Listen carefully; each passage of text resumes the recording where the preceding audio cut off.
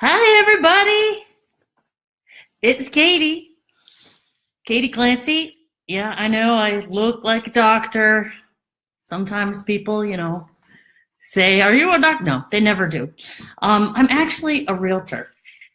Um, but I am wearing this to make a point because there's a really strong parallel between childbirth and selling a house. And here's why. So when you decided you were going to buy a new house, you're going to make this big move, you probably gave it some thought. Oh, you dreamed it up, and this is what we're going to do, and it's going to be so great. And you kind of had an idea of what it was going to be like. Or it's possible that you found yourself suddenly in need of selling your house, whether it was relocation or whatever, something happened. Not unlike when you find out you're having a baby. Um, so here are the parallels between having a baby and selling a house, and why you need a really good professional with you on both of those. So when you're going to have a baby, the first thing you do is they're like, "Yay, let's have a baby." And it just sounds like such a good idea. The same thing happens when you're going to move. Like, "Oh my God, we could have this house and we'll have more bedrooms, we'll have a bigger yard. Oh, it'll be so great." And it's all hypothetical and everything is wonderful. And you're like, "Let's call a realtor. Let's call an obstetrician." Okay, great. So now you're like, "All right, let's do this. Let's do this." You've called them, you got it all set, and you get busy and you get pregnant and you get that little test and you pick it up and you go, "Oh my God, what have we done? We're having a baby." It's the same feeling you get when you sign on the dotted line on that listing agreement. Like, stuff's getting real. Like, this is happening. We've done it. This is we're selling our house or we're having this baby.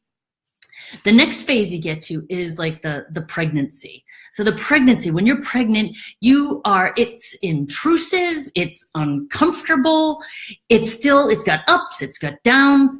The same thing is true for when you're selling your house. Talk about intrusive.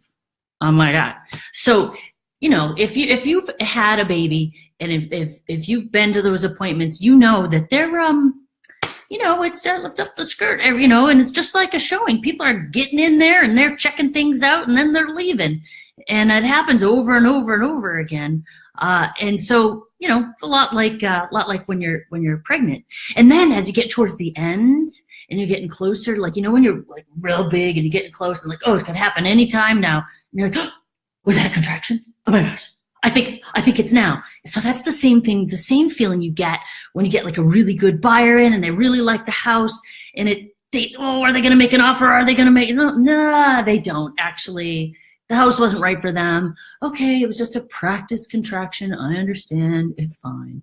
And it's hard. It's stressful. You go through this whole thing. Oh my God, when is this ever going to end?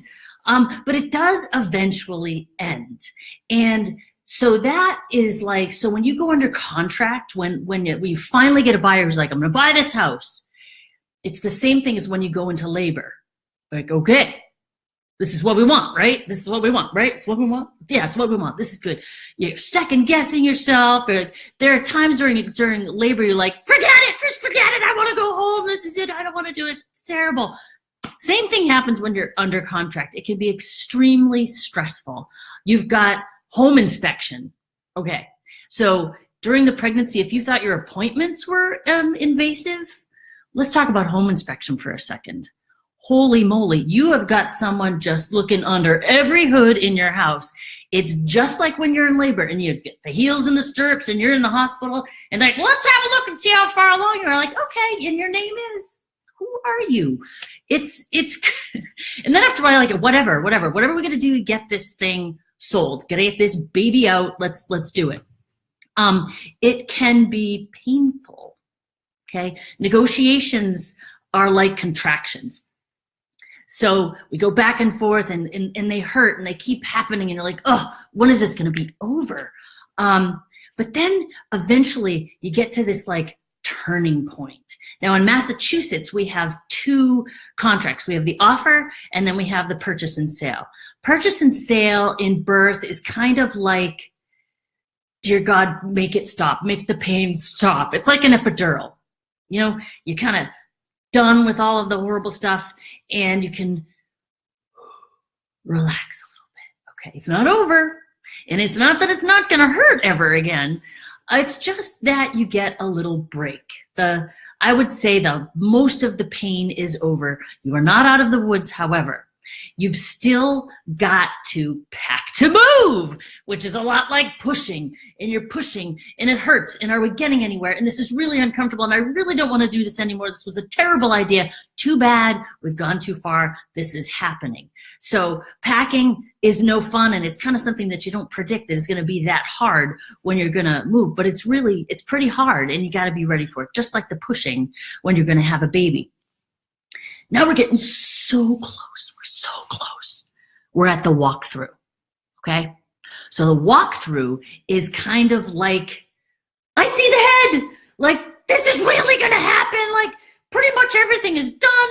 Looks like the baby's healthy. Everything's good. This baby is coming. Baby's coming. The head is here. Okay, let's go. We're almost there. A few more pushes and we're out. You get to closing. You get that baby. It's the most amazing thing in the world and you're full of joy. And oh my God, what have we done? Oh my God, we just sold our house. Where are we going to live? Are we ready for this? Oh my God, I can't believe they're letting us do this work. How could we do? And then you know what? It all ends up okay. It ends up actually wonderful. And you go back to that dream that you had in the beginning when you were like, oh, let's have a baby.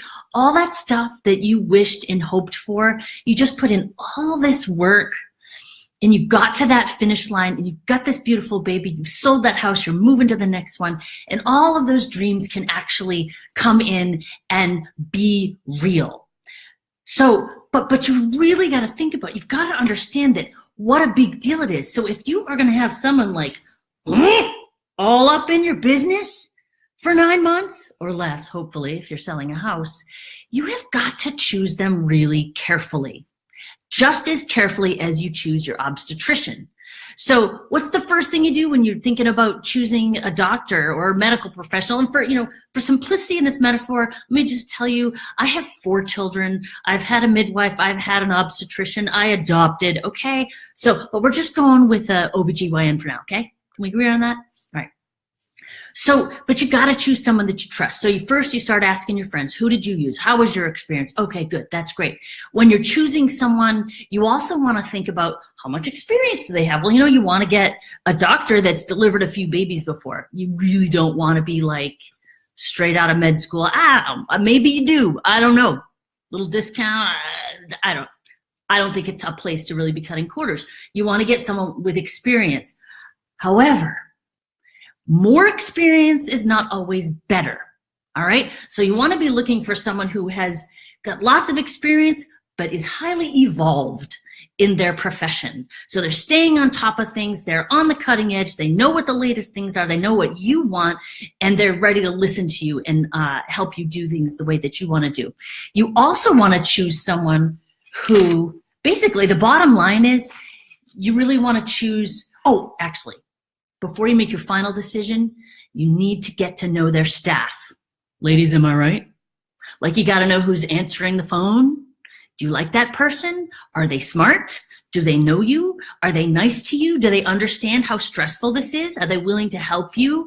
That first point of contact whenever you're reaching out to your agent should be someone that you want to talk to.